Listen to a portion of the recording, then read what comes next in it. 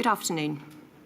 I am today publishing my report into the mistreatment of detained people at Brook House in 2017. It comes at the end of more than 3 years of investigation, evidence gathering and consideration. The report provides a detailed account of what happened at Brook House and why. It contains 33 important recommendations which, when implemented, will not only ensure that what happened at Brook House does not happen in the future, but will also provide a more humane, compassionate and professional environment for immigration detention. This inquiry was announced in November 2019, just over 2 years after a Panorama programme exposed shocking treatment of detained people at Brook House.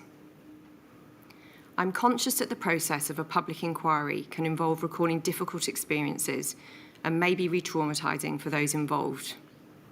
I therefore wish to acknowledge all of those who provided witness statements to the inquiry and who gave evidence in person at the hearings. In particular, I would like to recognise the courage of those who came forward who were detained at Brook House. I would urge readers of the report to consider it in conjunction with the footage of Brook House that the inquiry has published on its YouTube site. The footage is often very distressing to watch, but acts as a visceral reminder of the suffering that some people had to endure during that time. Places of detention are the hidden spaces in our society. As I said in my opening statement, most of us will have no experience of being incarcerated or of working in such an environment. They are places where isolation from loved ones is a fact of life, where communication is restricted, and where rights and freedoms are curtailed. Detention can take a toll on both physical and mental well-being. There is no higher role for the state than as a guardian of those who are detained and in its care. For people who do not have citizenship, their precarious status makes them inherently more vulnerable, and factors such as language barriers or poor health can intersect to make them yet more susceptible to harm. An essential part of this inquiry has been to reach conclusions about the mistreatment of detained people at Brook House between April and August 2017, where there is credible evidence that it occurred.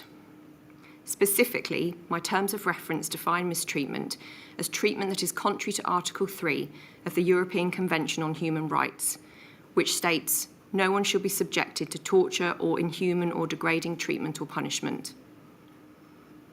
I have identified 19 instances in which I consider there is credible evidence of acts or omissions that were capable of amounting to mistreatment, which is contrary to Article 3. Those incidents are discussed in detail in my report, but I will briefly set out the nature of them now. The most serious incident involved the application of pressure to a detained man's neck while he was in extreme distress. Other incidents included the repeated use of an inherently dangerous restraint technique, which has previously been associated with the death of a detained man, Jimmy Mabenga, in 2010. There were instances of men being forcibly moved when they were naked or near naked. Force was used inappropriately, sometimes on people who were harming themselves. Unnecessary pain was inflicted on men during use of force incidents. Humiliating remarks were made towards men who were self-harming or being treated for a medical emergency. Segregation was used inappropriately, and there were occasions where threatening or derogatory language was used towards men who were extremely vulnerable. In one incident, there was a failure to adequately respond to a detained man who had been found with a ligature around his neck. I also saw evidence of physical violence by staff against detained people. That I found this number of incidents took place within such a limited time frame of 5 months is of significant concern. In my view, these incidents were able to happen because of a combination of factors. Under the Home Office and its contractor, G4S, Brook House was not sufficiently decent, secure or caring for detained people or its staff at the time these events took place. An environment flourished in which unacceptable treatment became more likely. The physical environment itself was entirely unsuitable for detaining people for anything other than a short period of time. Some men were held there for more than a year. The building was designed to the specification of a Category B prison, that is one with physical security suitable for managing offenders. The environment was harsh. Men primarily slept in shared cells with poor ventilation and unscreened toilets. There were issues with overcrowding. It was extremely difficult to deliver a decent and humane regime for the men who were detained. The impact of the prison-like environment was particularly detrimental for those with mental ill health or other vulnerabilities. Indeed, one Home Office manager told the inquiry that if someone spent more than 24 hours at Brook House, you're going to develop mental health issues. It's not a nice place to be. I also heard evidence that the indefinite nature of immigration detention caused uncertainty and anxiety for detained people and had a detrimental effect on their well-being. There was no maximum period for which someone could be detained at Brook House or any other immigration removal centre, and this remains the case today. People should not be held indefinitely for immigration purposes in an environment designed to the specification of a prison. Immigration detainees are not prisoners. In light of what I've found, I'm recommending that the government introduce a time limit whereby those detained at immigration removal centres, including Brook House, should only be kept there from a maximum of 28 days. This inquiry found that too often there was a failure to follow safeguarding rules and procedures that are in place to protect the most vulnerable. For example, I found serious failings in the application of safeguarding rules relating to individuals whose health may be detrimentally impacted by detention, notably around Rules 34 and 35 of the Detention Centre Rules. The rules on when detained people could be segregated were also misunderstood and implemented incorrectly. These failures left detained people exposed to the risk of harm and in some cases caused actual harm to be suffered. I'm clear that this was not because the safeguards themselves are poor. Rather, there was too often a widespread disregard or a lack of understanding of how to implement them in the way that they were designed. Concerningly, I've also heard evidence that this confusion and flawed implementation may persist. This inquiry received detailed evidence about how healthcare was delivered in Brook House. There are high levels of mental ill health in the detained population, and a significant proportion are likely to be acutely vulnerable, having been victims of torture or exposed to trauma. There can be a heightened risk of self-harm or suicidal ideation. While I do not underestimate the challenges of delivering healthcare in such an environment, I was concerned by the evidence I saw and heard. I found that healthcare staff did not sufficiently understand their safeguarding responsibilities towards detained people, particularly in relation to the use of force, and were too quick to dismiss difficult or challenging behaviour as disobedience rather than as an indication of mental ill health. I saw evidence of a lack of empathy and, on occasion, a mocking approach to the men in their care. My report addresses the use of force against detained people. Force must only be used as a last resort and should not be unnecessary, inappropriate or excessive. Too often I found this was not the case at Brook House. I've seen concerning evidence of dangerous techniques being used, techniques that can lead to serious injury or death, of force being used to provoke or punish detained people, of force being used not as a last resort, of pain being inflicted inappropriately, and of equipment such as riot shields and balaclavas being used in situations where this was inappropriate and intimidating. Force was also used on naked or near-naked people, which was humiliating. Governance of the use of force was inadequate. I have concluded that the approach to using force in immigration detention, which is based on how it is used in prisons, does not take sufficient account of the specific needs, circumstances and vulnerabilities of detained people. I have therefore recommended that new comprehensive and mandatory rules for how force is used in immigration removal centres is urgently needed. The culture amongst G4S staff at Brook House was at times described to me by witnesses as toxic. I have reached the same conclusion. I have rejected the narrative portrayed by both the Home Office and G4S in their evidence that the events at Brook House were primarily the result of a small minority of G4S staff.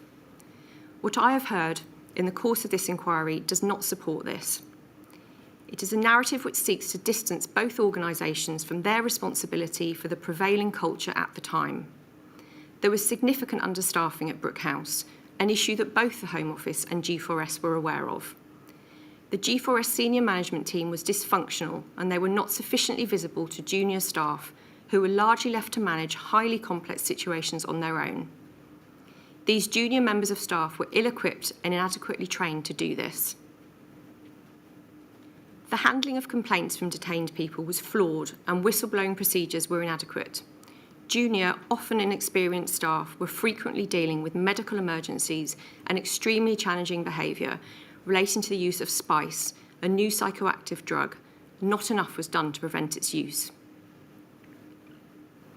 I saw evidence that it was common for staff to talk about detained people in an abusive manner, including the use of racist and derogatory language.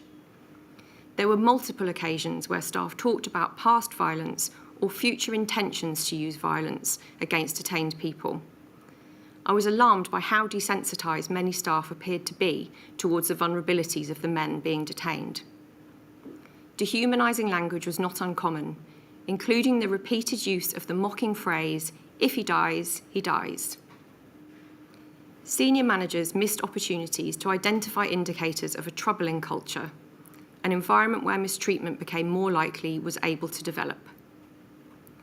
There was little appreciation among staff witnesses of the inherent power imbalance between themselves and detained people. Unacceptable, often abusive behaviour was dismissed as banter. I've been particularly troubled by the evidence of some of those staff who remain working at Brook House. Even amongst those who now hold senior positions, there was a lack of reflection. This cast doubt over how far the cultural changes that have been described to me have really taken root. I fear there is still some way to go. The primary responsibility for the welfare of detained people at Brook House lay with the Home Office and its contractor at the time, G4S.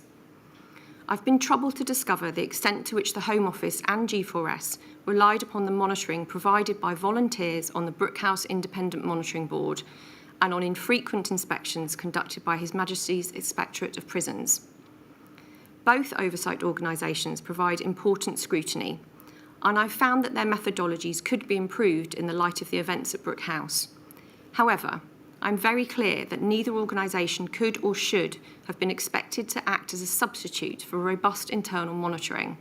It is crucial that the Home Office and its contractors recognise this.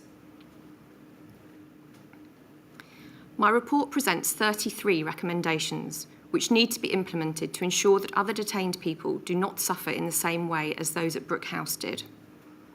My recommendations provide practical steps for improving oversight of contracts by the Home Office, improving the environment, people's safety and their experience of detention. I have recommended formal clarifications to a range of important rules that have been shown by the inquiry to have been regularly misused or misunderstood by staff. I've recommended a step change in staff training and management processes in recognition of the complexity of immigration detention environments and the demands that they place on those who work within them.